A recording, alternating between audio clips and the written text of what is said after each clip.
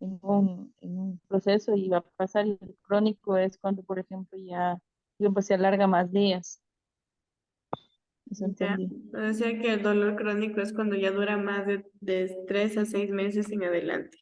Ya se considera crónico porque ya es parte del paciente, ya vive con el paciente, ya le impide al paciente realizar lo que a él le gustaba. Si es que es un dolor a nivel muscular, pues ya no podrá jugar, ya no podrá hacer el mismo ejercicio de antes.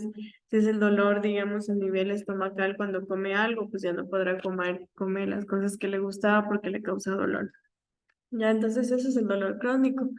En cambio, el dolor agudo es algún dolor que aparece de la nada, aparece de forma repentina y se lo considera como una fase de alerta que el cuerpo realiza como medida para alertarnos de que algo está pasando en nuestro cuerpo. Entonces sí es muy diferente. El dolor crónico por lo general es un síntoma de una enfermedad y el dolor este agudo sí es un síntoma, pero más que todo es para alertarnos, para decirnos algo está pasando. Ya, bueno, El el día de hoy vamos a ver otro tema.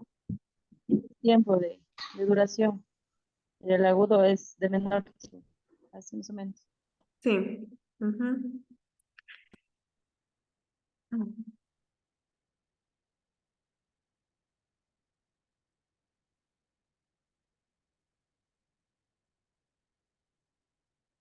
Ya, bueno, ahora vamos a ver otro tipo de trastornos mentales. Las anteriores clases yo ya hablé de un tipo de trastornos mentales, no sé si usted estuvo, pero bueno, ya hablamos de otros trastornos como el esquizofrénico, el esquizotípico, el histriónico, el dependiente, el obsesivo, bueno, esos ya los vimos. Ahora vamos a ver otro tipo de trastornos mentales, porque también existen varios. Ya, entonces, bueno, vamos a seguir. Antes de empezar esta parte de lo que es trastornos mentales, vamos a definir un poco lo que es salud mental, ¿ya?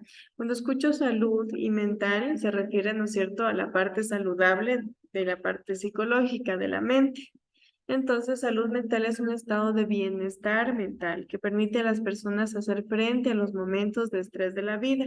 Cuando una persona tiene sana su mente, su salud mental, puede enfrentar cualquier problema de la vida sin verse tan afectada. La persona con una buena salud mental desarrolla todas sus habilidades, puede aprender y trabajar adecuadamente.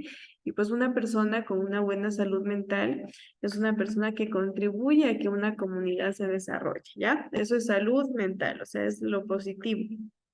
Luego tenemos los trastornos mentales. Cuando escucho trastorno mental, en cambio, es la afectación, es una enfermedad que está afectando a nuestra mente. Es todo lo contrario a lo anterior.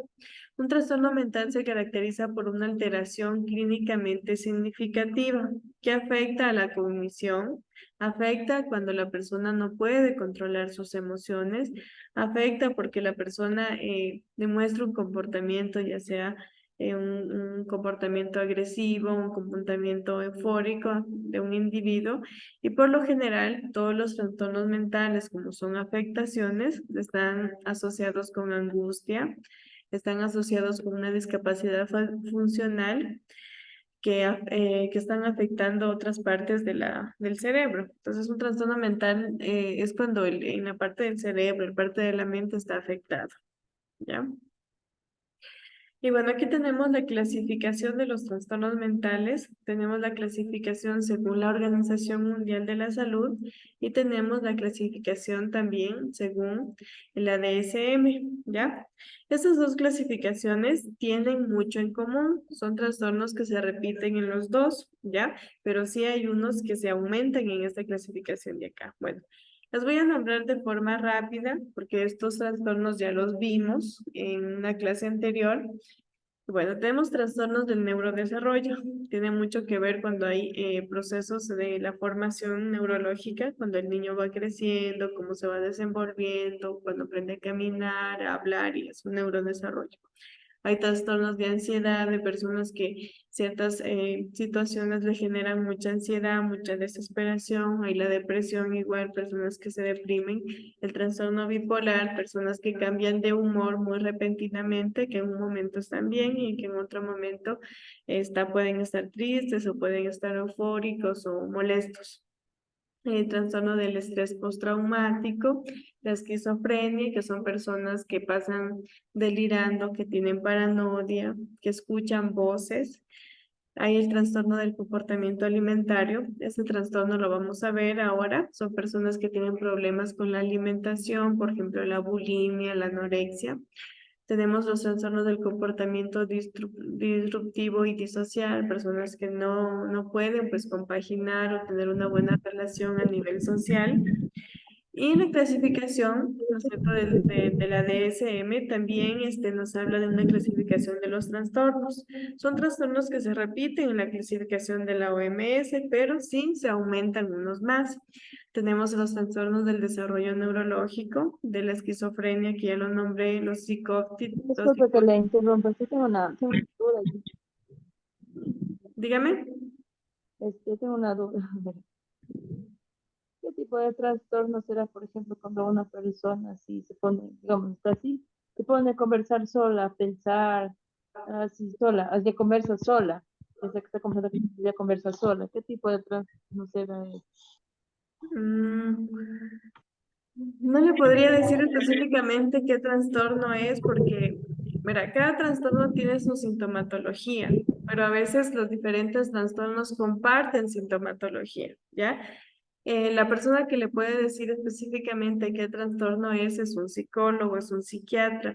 Él le hará los diferentes tipos, pruebas, diagnósticos para saber qué tipo de trastorno es, porque con solo lo que me dice que hable sola no le puedo decir es tal y tal.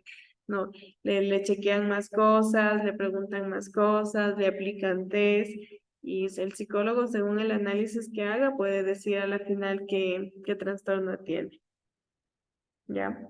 Yo no le podría decir puede ser porque hay trastornos que comparten síntomas, entonces sí se puede confundir bastante.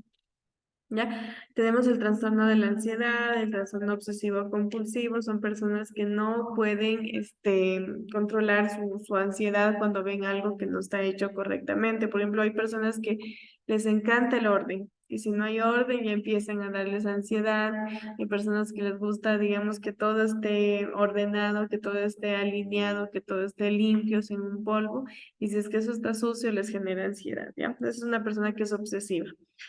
Eh, Hay personas que tienen trastornos disociativos, trastornos de síntomas somáticos, trastornos alimenticios y trastornos de excreción. Los trastornos de excreción tienen mucho que ver con la parte de la eliminación.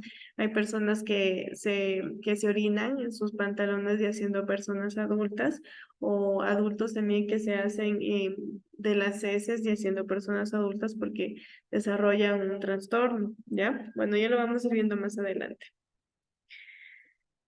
Aquí tenemos otros trastornos del sueño y vigilia, que también lo vamos a ver más adelante. Son trastornos donde las personas no pueden dormir, no pueden conciliar el sueño. Hay también de las disfunciones sexuales, personas que tienen, o sea, gustos por un sexo diferente, ¿ya? Trastornos destructivos, trastornos relacionados con sustancias, porque también hay personas que se vuelven adictas a sustancias, trastornos de personalidad, trastornos parafílicos, que son personas o sea, tienen como que deseos sexuales o imaginaciones con cosas como que raras, por ejemplo, personas que tienen fetiches o tienen deseos sexuales, no sé, con animales, con cosas así raras, también son un trastorno. ¿Ya? Tenemos otros trastornos inducidos por medicamentos, porque también hay personas que se vuelven adictas a los medicamentos. Esto lo vamos a ir viendo más adelante. Bueno, aquí vamos a empezar con los trastornos del desarrollo neurológico, ¿ya? Bueno, cuando hablamos de los trastornos del desarrollo neurológico, nos referimos específicamente a los trastornos que afectan a la base neurológica, que es el cerebro. y que pueden afectar en muchas partes, tanto en la adquisición de conocimientos, a la retención de conocimientos o a la aplicación de habilidades, puede afectar en estos ámbitos. ¿Ya? Entonces consisten en las alteraciones en la atención, en la memoria, en la percepción, en el lenguaje, en la resolución de los problemas, etc. Es decir, a veces hay niños que no, o sea, no captan, por más que se les dice estudia, leen, ellos no se les queda nada. A veces puede ser que tengan algún tipo de trastorno de su desarrollo neurológico. Pero ¿qué pasa? Algunos papás no sabemos que nuestros hijos tienen alguna afectación en el desarrollo neurológico y lo que hacemos es decirle, vago, eres un malcriado, los pegamos, los maltratamos y no sabemos y no entendemos que no es la culpa del niño, es algo que en su desarrollo neurológico no se completó bien. Entonces es muy importante que a veces el niño no es que sea vago, sino que ya no depende de él que sus capacidades mentales puedan como que receptar tanta información. Como lo dije antes, puede afectar en la adquisición de información de la memoria, la retención, ¿no es cierto? La aplicación. Hay personas que le explicas todo, entienden, pero cuando ya tienen que hacer ya se olvidan. O hay personas que les dices, lo entienden, pero después ya se olvidaron. ¿Ya? Entonces sí va a depender mucho de eso, entonces hay que uno preocuparse un poquito más, no es solo apegarlos, no es solo gritar a los niños porque no sabemos qué está pasando, ya no depende de ellos, ¿ya? ¿Cómo se detecta este trastorno del neurológico, neurodesarrollo? Bueno, específicamente aquí el médico, porque esto hace el médico o el psicólogo, él pedirá pruebas médicas para ver más o menos si en la estructura del cerebro no hay alguna alteración. Entonces, se van a pedir pruebas médicas que pueden variar según la afectación que tenga el paciente, porque igual en la primera cita, pues el médico, el psicólogo lo que hace es chequear, lo examina, le hace preguntas. Y según eso, según la afectación que él crea conveniente, le va a mandar a hacer diferentes pruebas. Con esas pruebas va a evaluar el estado nervioso, va a evaluar el estado neurológico. Entre ellos tenemos un electroencefalograma que resulta muy útil para ver si no existe algún tumor cerebral o alguna inflamación en el cerebro o de la médula que puede estar alterando por ahí la parte cognitiva. También otro examen tenemos la angiografía cerebral que sirve para localizar si no hay alguna irregularidad en los vasos del cerebro, porque a veces pueden haber obstrucciones en los vasos sanguíneos que pueden igual estar por ahí interfiriendo en las señales, ¿no es cierto?, cerebrales, que permita que el niño pues tenga ese mejor aprendizaje. Otra prueba médica es la tomografía computarizada. Eso es muy eficaz porque permite igual detectar si no existe presencia de epilepsias, tumores o quistes, daño en el cerebro. Igual, entonces todo esto lo van analizando. También hay la resonancia magnética, que igual revela los detalles de cada órgano, de cada tejido, de cada nervio para ver si todos están en buenas condiciones. Y por último, o sea, también hay otra prueba que es la punción lumbar, que mediante una aguja, un catéter, ingresa a la columna lumbar y pues extraen un poco de líquido cefalorraquídeo y ahí comprueban a ver si no hay existencia de sangrados o hemorragias cerebrales. También es otro método de diagnóstico. ¿Ya? Entonces, esas han sido las pruebas médicas. ¿Ya? Más acá tenemos lo que es la discapacidad intelectual o discapacidad mental. ¿Ya? Es cuando la persona físicamente está bien, está completita, no le falta nada, pero a la hora, ¿no es cierto?, de conversar, de aprender, de hablar, de receptar información, ya tiene una deficiencia. Entonces se lo caracteriza como discapacidad intelectual o discapacidad mental. Anteriormente dice que era reconocida como retraso mental, pero ya no se utiliza ese término, ahora es discapacidad intelectual, ¿ya? Es un término que se usa cuando una persona tiene una inteligencia o capacidad mental por debajo de lo promedio, ¿ya? Una discapacidad intelectual es un término utilizado cuando una persona no tiene la capacidad para aprender a niveles esperados y pues tampoco es que funciona normalmente en la vida cotidiana. Los niños con discapacidad intelectual Puede que tengan dificultad para comunicar a otros lo que quieren o necesitan, y así como para valerse de sí mismos, tienen problemas.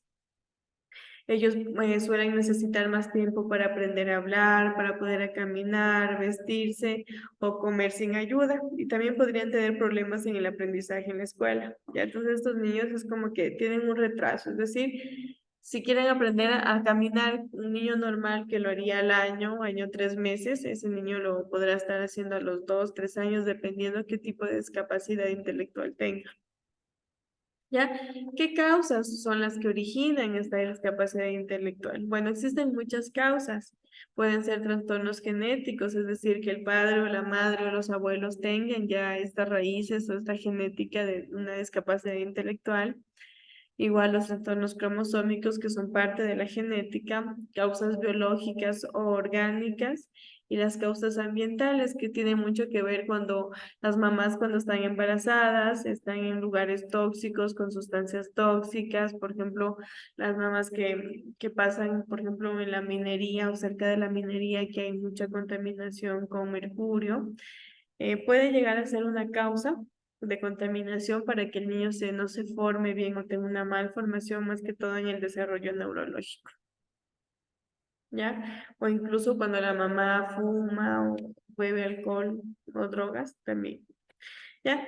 ¿Cuáles son los síntomas principales que se identifican en un niño con discapacidad intelectual? Pues obviamente las principales son los rasgos un poco físicos y más que todo en la parte cuando él se desenvuelve.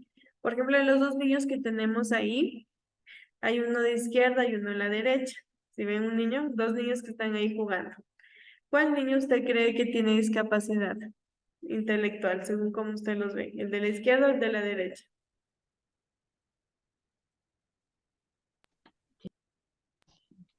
Observa bien. El de la izquierda, parece, según lo que yo vi. No, es el de la derecha el que tiene discapacidad intelectual. ¿Ya? El de la derecha. Ya, entonces, por lo general los niños con discapacidad intelectual tienden a tener una cabeza, la del cráneo un poco más pequeña, tienen este puente nasal muy bajo, este surco del naso labial ni siquiera lo tienen, es muy plano, no tienen este de aquí. Suelen tener también los ojos un poco caídos, la mandíbula subdesarrollada, un poco más salida, y bueno, una nariz pequeña, y bueno, más o menos así se caracteriza. ¿Ya? Ahora vamos a ver el trastorno de la comunicación. ¿Ya?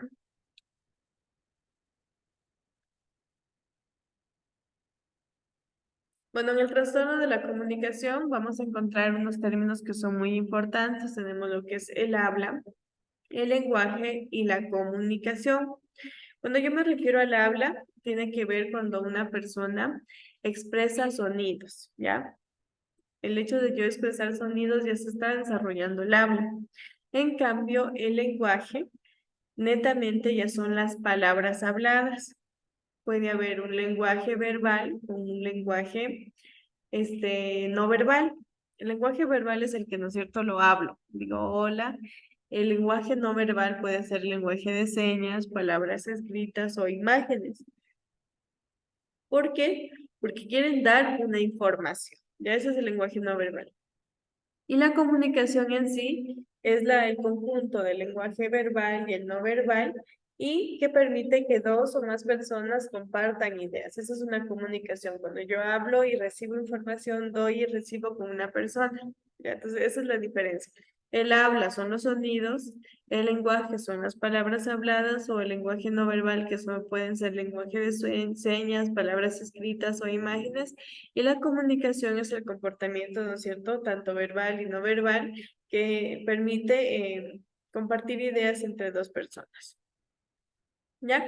Aquí tenemos el trastorno de la comunicación, que nos dice que la comunicación es el acto en donde se transmite a través de un código. El código es el lenguaje oral o escrito, que usan dos personas para comunicar algún mensaje, ¿ya? Para la mayoría de nosotros, ¿no es cierto?, comunicarnos parece ser sencillo. es facilito. Sin embargo, para los niños que tienen trastorno de la comunicación es muy difícil, para ellos es muy tedioso comunicarse porque sufren de trastornos de comunicación. Esto puede ser como dificultad para transmitir el mensaje de forma oral escrita, inclusive se les hace difícil transmitirla mediante gestos y pues incluso este trastorno de la comunicación puede ser un problema que se lo adquiera en la adultez, ¿ya? Entonces, la comunicación es todo comportamiento verbal o no verbal que influye en las ideas o actitudes de otra persona. Aquí tenemos los diferentes tipos de trastornos de comunicación. Tenemos trastorno del lenguaje, trastorno del habla y del sonido, trastorno de la fluidez de inicio en la infancia, trastornos de comunicación social. En cuanto al trastorno del lenguaje, como les decía, el lenguaje es un término que se entiende como la herramienta verbal y no verbal que tienen los humanos para comunicarse.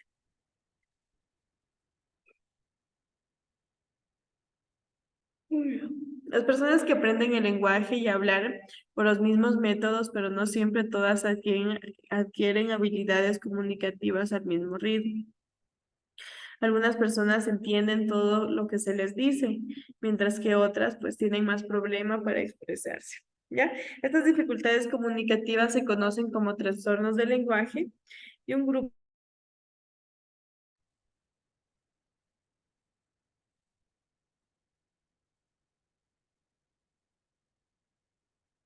Vanessa se me desconectó, no sé qué pasó, pero bueno, sigamos.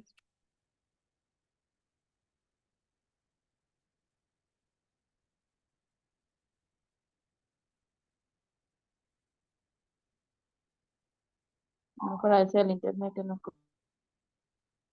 Ujú, ya. Bueno, entonces decíamos que estas dificultades que tienen para comunicarse se conocen como trastornos del lenguaje, ¿ya? Un grupo de alteraciones que afectan el neurodesarrollo se caracteriza por presentar en la producción, comprensión y uso del habla problemas. También puede ser ocasionado por una lesión cerebral o una patología neurodegenerativa que pueden estar afectando para que el niño o niña tenga problemas en el lenguaje. ¿Ya?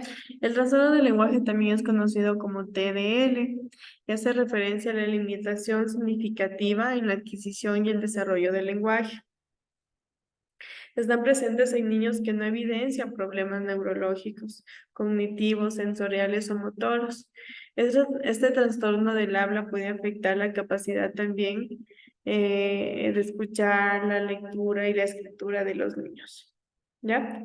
Entre los tipos de lenguaje tenemos el tipo de lenguaje receptivo, es decir, las personas que recibimos el mensaje, el trastorno del lenguaje expresivo, que son las personas que damos el mensaje, y pues los trastornos mixtos que pueden darse de las dos maneras.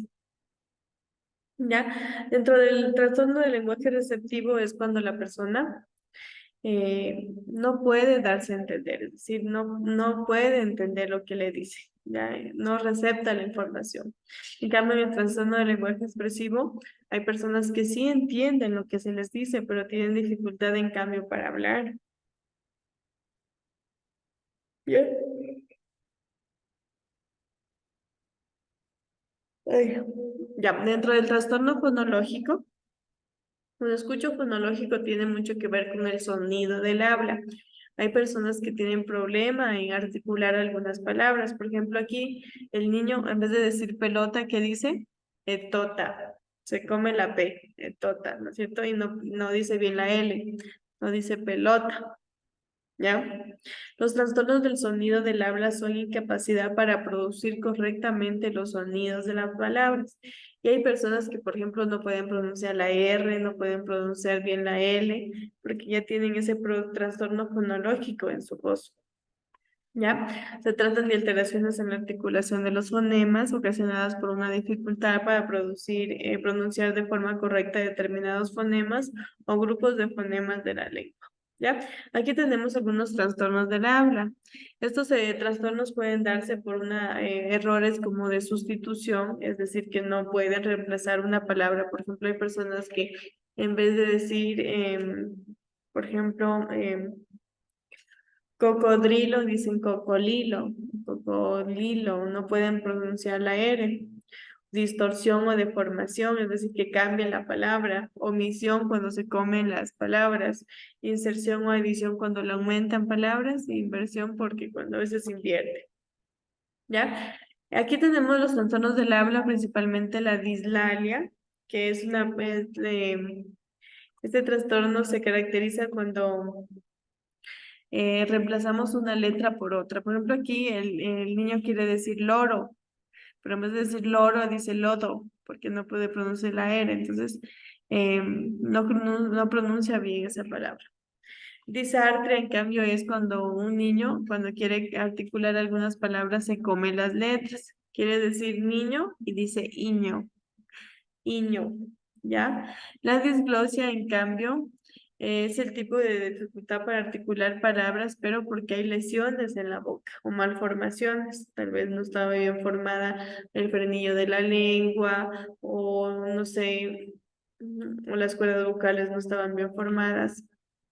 Y la disfemia, en cambio, es un trastorno que se caracteriza por el tartamudeo. Por ejemplo, te quiero decir, ¿ya? Entonces, es el tartamudeo, que es un trastorno del habla, que se caracteriza como una disfemia, ¿ya? Ya, me voy a quedar aquí. ¿Cómo se diagnostica esta parte de los trastornos de fonológicos? Se diagnostica cuando la producción de los sonidos del habla no es la que se esperaría de un niño para su edad. Ahí se diagnostica cuando uno ya se le escucha al niño cómo habla. Y cuando las deficiencias no son el resultado de una alteración física, estructural, neurológica o auditiva. ¿Qué nos dice acá? Desarrollo y curso, pues lo importante pues aquí es trabajar con los niños en que puedan aprender a producir los sonidos del habla claramente, con precisión y aprender a producir una habla fluida. Eso es el objetivo cuando es de tratar con niños que tienen esos problemas. ¿Ya? Tenemos el trastorno del espectro autista, ¿ya? El trastorno del espectro autista es una afección igual en el desarrollo del cerebro de una persona. Esto se caracteriza porque tienen discapacidades en el desarrollo causadas por diferencias en el cerebro. Las personas con trastorno autista con frecuencia tienen problemas para comunicarse y tienen problemas para interactuar con las demás personas. Las personas con trastorno autista también podrían tener maneras distintas de aprender, de moverse o de prestar atención. Es importante que algunas personas que no tengan autismo también podrían tener algunos de estos síntomas. Por eso le decía que yo no le podía decir qué trastorno tiene si solo me dice algo, porque hay síntomas que a veces solo se los comparte. Sin embargo, las personas con autismo pueden tener mucha dificultad en la vida. ¿Ya? ¿Cuántos tipos de autismo hay? Existe el autismo propiamente dicho, que comienza durante los 3 primeros años de vida, siendo los padres los primeros que comienzan a darse cuenta que su hijo tiene comportamientos diferentes. Por lo general, un niño que presenta autismo no hace caso cuando uno se lo llama, se aísla, prefiere jugar solo, no le gusta compartir con niños, no es capaz de mirarte a los ojos, a veces tienen miedos como el agua. Entonces, así, eso es como que los papás ya se dan cuenta que Dicen entrecorta, ¿no? ¿Mande? Hola, Dicen, no se escucha bien, se entrecorta. ¿mucho? ¿Qué ahorita o todo el tiempo? Se entrecorta. Es- Solo ahorita se escucha bien. A ver. Bueno, voy a terminar con esto, más o menos voy a dar hasta las 4:15 y pues ya creo que ahí lo dejamos porque ya mañana voy a terminar de dar todo, ya falta poco, ¿ya? pero todavía voy a dar hasta las 4:15.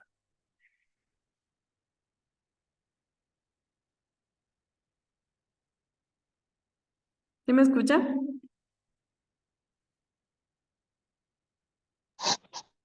Sí, ahorita es. Ya. Ya, otro tipo de autismo tenemos el síndrome de Rett, que se presta casi con exclusividad, o sea, se da más en las niñas. Estas personas o estas niñas que presentan este tipo de autismo pueden sufrir un proceso degenerativo, es decir, que va aumentando y pues va afectando al sistema nervioso. También tenemos el síndrome de Asperger, que es el tipo de autismo más difícil y en ocasiones es muy difícil o tardío el diagnóstico porque por ello las personas que están afectadas no tienen ningún tipo de discapacidad intelectual ni rasgo físico que lo identifique, o sea, más bien se lo detecta cuando ya cuando ya se comunican con el niño. Sí. Ay.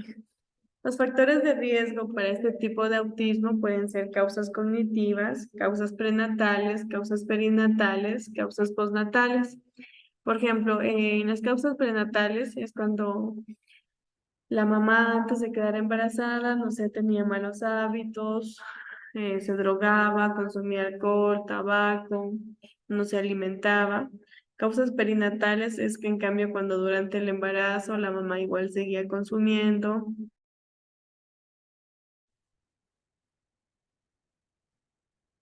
Ay, se sigue cortando esto. Creo que está mal en mi internet. El licenciado cortando.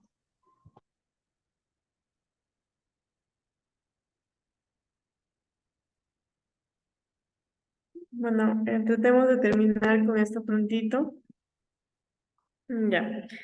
Tenemos los factores de riesgo, tenemos causas cognitivas, causas perinatales, causas postnatales. ¿Ya? ¿Qué signos y síntomas son propiamente de los niños con autismo? Son personas que con frecuencia tienen problemas de comunicación, tienen problemas para interactuar con los demás niños, conductas que podrían ir desde distintas como diferencias en aprender, en moverse, en prestar atención. eh, Pueden ser como que signos de alarma para darnos cuenta que algo está pasando con el niño. ¿Ya? Entre estos signos de alarma tenemos, no se observa que el niño tenga sonrisas, no se observa que él haga unas expresiones como respuesta cuando uno se le hace al bebé así caritas, no responde a sonidos compartidos, a sonrisas a partir de los 9 meses, no balbucea a los 12 meses, a los 12 meses los niños que dicen abu, ta, ta, ta, mamá, mamá, esos niños no lo hacen. No hace o no responde a los gestos sociales, como señalar, mostrar, decir adiós. A veces le decimos a los bebés adiós y ellos también dicen adiós. Pero bueno, estos niños con autismo no lo hacen. No dice palabras sencillas a partir de los años 4 meses, ¿ya? Y bueno, el diagnóstico, pues diagnosticar el autismo puede ser difícil debido a que no existe como que una prueba médica como de laboratorio que me diga el niño tiene autismo, sino más bien aquí el psicólogo evalúa la conducta del niño y el desarrollo. Ya, bueno, en lo que el tratamiento para estos niños va a depender mucho de qué tratamiento le dé el médico, que crea adecuado. Entre ellos, los principales son terapias del habla y el lenguaje, terapia con música, terapia ocupacional, suplementos de vitaminas y minerales, terapia con masajes. ¿Ya? Ahora tenemos el trastorno por déficit de la atención e hiperactividad. ¿Ya? Otro trastorno de déficit de atención e hiperactividad es común en la infancia y se caracteriza por haber mucha hiperactividad, impulsividad y falta de atención. Es uno de los trastornos más comunes dentro de la niñez, pero a veces puede continuar hasta la edad adolescente y la edad adulta. Hay tipos de trastornos de déficit de atención, entre esos tenemos el hiperactivo impulsivo, que la mayoría de los síntomas se encuentran en la categoría de hiperactividad e impulsividad. Se presentan menos de 6 síntomas de inatención También tenemos el predominante inatento, son los niños que padecen este tipo, son menos propensos a demostrarlos o tienen dificultades para llevarse bien con otros niños. Pueden que estén tranquilos, pero no quiere decir que estén prestando atención a lo que uno se le está diciendo. Hay la combinación, en cambio, del hiperactivo y el impulsivo inatento. Están presentes 6 o más síntomas de inatención y 6 o más síntomas de hiperactividad e impulsividad. La mayoría de estos niños padecen el tipo combinado de TDAH. TDAH. ¿Ya? Las causas, los científicos no están seguros de cuál es la causa de este trastorno del déficit de atención e hiperactividad, aunque muchos estudios sugieren que los genes también cumplen un rol muy importante, puede ser hereditario del papá o de la mamá. Existen los factores ambientales. Los estudios sugieren que existe un vínculo potencial entre el consumo del tabaco y el alcohol durante el embarazo. Y pues las lesiones cerebrales, los niños que han sufrido una lesión cerebral también pueden desencadenar a desarrollar un autismo, ¿ya? Ya, bueno, aquí tenemos entre los factores de riesgo del trastorno de déficit de atención e hiperactividad, tenemos familiares consanguíneos como padres o hermanos que hayan tenido o que tengan este déficit de atención. Puede ser la exposición a toxinas ambientales como el plomo, que se encuentra principalmente en la pintura y en las tuberías, que puede dar ese inicio a que haya una malformación en el neurodesarrollo, el consumo de drogas. Consumo de alcohol o tabaquismo por parte de la madre durante el embarazo o un nacimiento prematuro. Los síntomas que tienen estas personas son tener dificultad para concentrarse en una sola cosa, se distraen muy fácilmente, no perciben los detalles, se olvidan de las cosas y con frecuencia cambian, ¿no es cierto?, de una actividad a otra. Se aburren con una tarea después tan solo de solo unos minutos, tienen dificultad para concentrarse y organizar y completar cualquier tarea, tienen problemas para completar o entregar tareas, con frecuencia pierden las cosas, sueñan despiertos, se confunden fácilmente y se mueven lentamente. ¿Ya? ¿Cuál es el tratamiento para estos niños que tienen el déficit de atención? Pues el tratamiento farmacológico se basa principalmente con medicamentos psicoestimulantes y medicamentos no psicoestimulantes. Aquí tenemos el metilfenidato, que es una forma farmacéutica de psicoestimulante de primera elección para todos los chicos que tienen déficit de atención. Además, puede existir el uso de fármacos no estimulantes como la atomexetina, que es un fármaco no psicoestimulante de primera línea. En cambio, en la intervención psicológica se debe trabajar en la psicoeducación, técnicas cognitivo-conductuales, técnicas de modificación de conducta, técnicas de manejo de estrés y de ansiedad, problemas asociados y con morbilidad, entrenamiento en habilidades sociales, problemas y trastornos de la conducta. ¿Ya? Bueno, la esquizofrenia ya no la voy a ver porque ya la vimos en una clase anterior atrás. Ya vamos a ver otra presentación, ¿ya?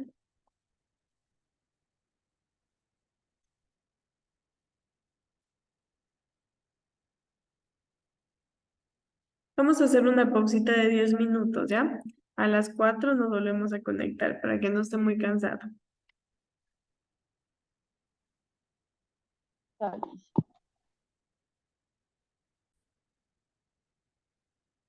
¿Ya? Entonces, dentro de los trastornos alimenticios, pues tenemos la bulimia nerviosa, que es un trastorno alimenticio muy grave se caracteriza principalmente porque la persona come, le da ansiedad, come mucho, come por atracones, pero después obviamente le da como que la conciencia, se siente mal por lo que ha comido y comienza a inducirse el vómito, se mete los dedos en la boca, se induce el vómito y pues empieza a vomitar, ¿ya? Las causas igual pueden ser genéticas, biológicas, puede ser parte de su salud mental o también por expectativas sociales. Actualmente la sociedad nos lleva a pensar de que el cuerpo perfecto es un cuerpo delgado y por eso es que muchas personas, no, más que todos los adolescentes, se deprimen por su aspecto físico, por no encajar en la sociedad, por no ser como la típica chica o chico que todos quieren. Ya entre los factores de riesgo nos dice que las niñas y las mujeres son más propensas a tener este trastorno de la bulimia. En cambio, los niños y los hombres es poco, ¿ya? Un factor de riesgo es la biología. Las personas con familiares de primer grado, ya sea hermanos, padres o hijos con trastorno alimenticio, pueden ser más propensos a desarrollar un trastorno alimenticio, lo que indica que es un vínculo genético posible, ¿ya? Hay problemas psicológicos y emocionales que también forman parte para que sean causa de esta bulimia. O también la dieta, ¿ya? La dieta hay personas que tienen porque como se cuidan bastante y quieren estar súper bien, tienden a desarrollar esos trastornos alimenticios, ¿ya? Los síntomas de una persona con bulimia es que tiene mucha preocupación en la forma de su cuerpo, en el peso, eh, tiene, eh, tiende a comer cantidades excesivas, pero después pierde el control y tiende a vomitar para no engordarse. A veces usan laxantes, diuréticos o enemas para bajar de peso. A veces practican ayunos, restringen muchas calorías, usan suplementos dietéticos, ¿ya? Muchas personas con bulimia son de peso normal o tienen muy poco sobrepeso, pero es tanta, o sea, es tanto este pensamiento que ellos se ven mal en el espejo. O sea, ellas están bien, pero se ven en el espejo y se ven gordos. O sea, hay una distorsión en la imagen. Son personas que siempre se están quejando que están gordos, tienen una percepción corporal distorsionada, son muy negativos, tienen el consumo repetitivo de cantidades grandes de comida, tienden a adoptarse a dietas estrictas, al ayuno, tienen a veces miedo de comer en público, las visitas al baño justo después de comer siempre son recurrentes, exceso de ejercicio, presencia de llagas o cicatrices en los nudillos o en las manos, porque siempre están ahí metiéndose los dedos para vomitar. El tratamiento, pues obviamente se basa en una terapia psicológica, en fármacos antidepresivos y en una educación nutricional. Esto puede llevarse con una psicoterapia, una educación nutricional y pues hay algunos pacientes que necesitan ser hospitalizados. Complicaciones, presentan una autoestima negativa, problemas con las relaciones y el funcionamiento social, tienen deshidratación que puede llevar a problemas médicos importantes como insuficiencia renal porque ni siquiera toman agua, pueden tener problemas del corazón como latidos irregulares, insuficiencia cardíaca. Como vomitan bastante, ese ácido del estómago sale por la boca, pueden tener caries dental severa, enfermedades en las encías, problemas digestivos, ansiedad, depresión, trastornos de personalidad, trastorno bipolar, abuso de alcohol o drogas, o incluso pueden llegar a hacerse daño ellos mismos, incluso a producirse un suicidio. ¿Ya? La prevención, pues promover y reforzar la imagen corporal saludable para nuestros hijos, siempre decirles que son lindos, que son hermosos, que se ven sanos, disfrutar las familias o las comidas familiares, no hablar acerca del peso en el hogar, nunca estar criticando, ay, que esa es gorda, que esa es flaca, em, hablar como... hablar con el proveedor de atención médica primario, siempre irnos a hacer un chequeo. Y pues si notamos que algún familiar nuestro tiene algún problema, ¿no es cierto?, en las comidas, pues llevarlo a un psicólogo. Ya otro trastorno alimentario tenemos la anorexia nerviosa. Este trastorno alimentario provoca que la persona se obsesione demasiado con su peso y lo que ingiere. La anorexia se caracteriza por una imagen corporal distorsionada y el miedo injustificado a subir de peso. Em, Causas pueden ser igual biológicas, psicológicas o del entorno. Entre las biológicas aún no está claro que se pueda transmitir sobre los genes, pero sí pueden haber, o sea, más que todo como que bastante tendencia que si la mamá o algún familiar también sufrió de esta anorexia, lo puede heredar. Factores psicológicos, puede tener mucho rasgo con las personas que tienen una personalidad obsesiva compulsiva. Los factores del entorno que tienen mucho que ver con la típica moda de las personas delgadas. Factores de riesgo, las transiciones, la dieta y hambre, la genética, estar preocupado por tener una imagen muy bonita, tener una imagen negativa de uno mismo. Los síntomas de la anorexia es que pierden un peso de forma excesiva, ¿ya? Hacen ejercicios intensivos y exagerados, tienen un aspecto muy delgado, un recuento de células nerviosas que están normal, tienen fatiga, insomnio, mareos, porque incluso su hemoglobina está muy baja, tienen anemia, piel seca, amarillenta. El tratamiento, no hay nada que garantice la prevención de la anorexia nerviosa, pero sin embargo, hay que llevar al paciente a un psicólogo o a un psiquiatra para que lo pueda valorar. Complicaciones pueden tener anemia, pérdida muscular, problemas renales. En mujeres puede darse ausencia de la menstruación, en hombres niveles bajos de producción de la testosterona y también producirse trastornos de personalidad. ¿Ya? Ahora tenemos los trastornos de excreción.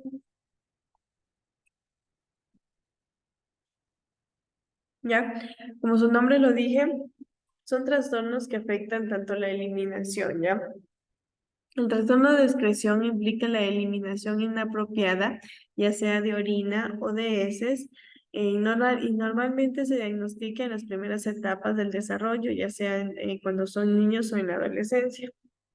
¿Ya?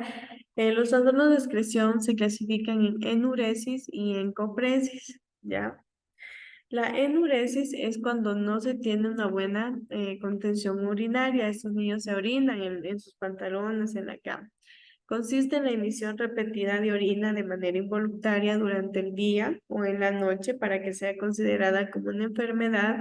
Dice que debe de producirse al menos 2 veces cada día durante un mínimo de 3 meses consecutivos. Ahí ya se considera una enfermedad. Y pues esto le pasa a los niños mayores de 4 años. Ahí es un trastorno. Suele ser mucho más frecuente en los varones y la enuresis no suele desencadenarse como consecuencia de otra enfermedad. Tipos de enuresis tenemos la enuresis primaria y la enuresis secundaria. La enuresis primaria es cuando el niño nunca pudo controlar los esfínteres, es decir, que desde que nació bebé, ¿no es cierto? Ellos no controlan, ellos se hacen en el pañal, pero al año y medio, 2 años, ellos ya están aprendiendo a dejar el pañal. Pero ¿qué pasa? En la enuresis primaria el niño nunca aprende a dejar el pañal, el niño se orina hasta grande. En cambio, en la enuresis secundaria, el niño aprendió a dejar el pañal a sus 2, 3 años, pero cuando ya crece hay algo que lo espanta mucho y vuelve a orinarse en los pantalones. Esa es una enuresis secundaria, ¿ya? En cambio, según la frecuencia, se puede dividir en enuresis continua y enuresis intermitente. La continua es cuando el niño moja la cama todos los días. Y la enuresis intermitente es cuando el niño moja unos días sí, otros días no. Hay otros tipos como la enuresis diurna y la enuresis nocturna. Hay niños que se orinan en el día, otros especialmente en la noche. Las causas pueden ser como que tengan una vejiga pequeña, por eso apenas toman agua, ya quieren orinar y a veces cuando ya se duermen se orinan solitos. Incapacidad para reconocer cuando la vejiga está llena, un desequilibrio hormonal, una infección de vías urinarias, apnea del sueño, diabetes, estreñimiento crónico o daño en el sistema nervioso.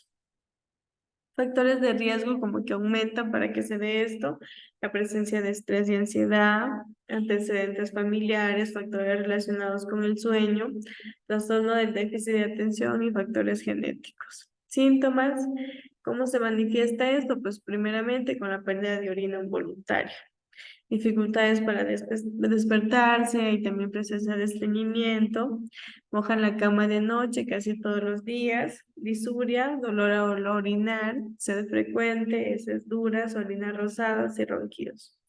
Diagnóstico, el diagnóstico se lo va a hacer principalmente con la exploración física, con la discusión de los síntomas, ingesta de líquidos, radiografías o otras pruebas de diagnóstico de vías urinarias.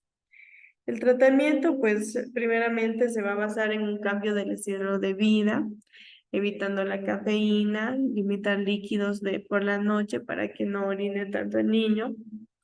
Y pues si esto no funciona, pues también se pueden probar tratamientos adicionales o incluso ir al psicólogo.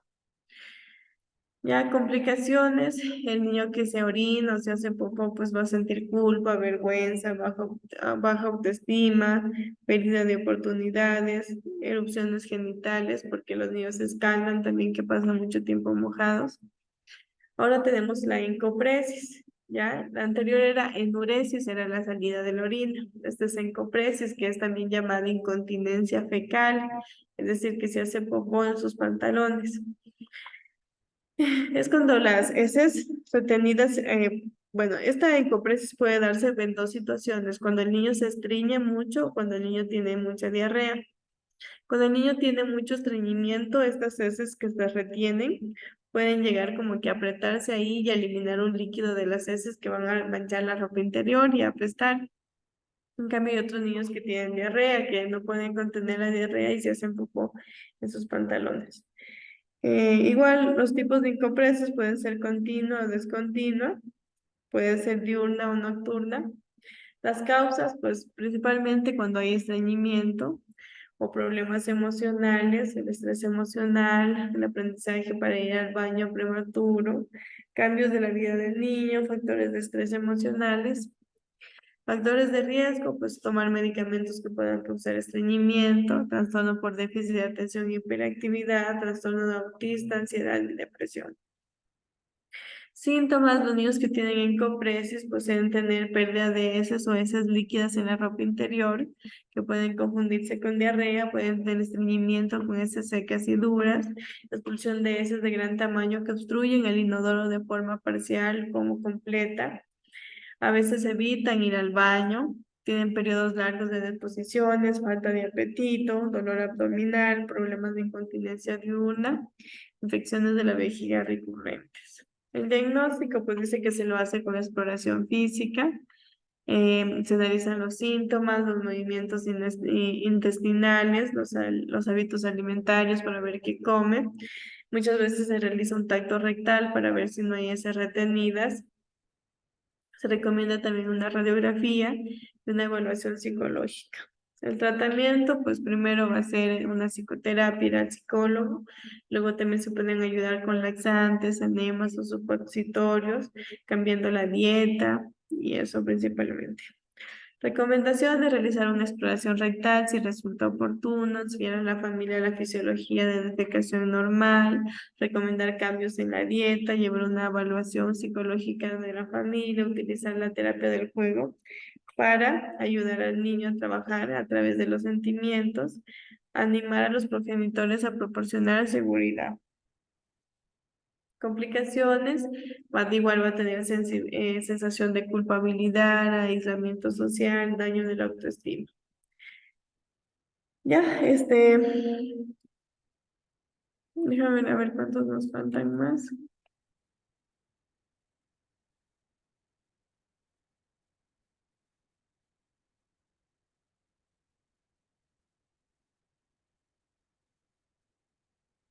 Ya, vamos a dejarle hasta ahí para que ya no esté muy cansado, ya se me duerme. En un ratito les voy a escribir para que me digan a qué hora pueden dar el examen el día viernes. Y pues mañana ya más tarde les envío los temas generales porque ya los tengo para que vayan estudiando. ¿Ya? Tengo una pregunta, ¿ya el examen que va a ser en la mañana o en la tarde? Lo que pasa es que ya tengo el examen de 8 a 10, necesito la computadora de la casa y todo eso, porque por teléfono.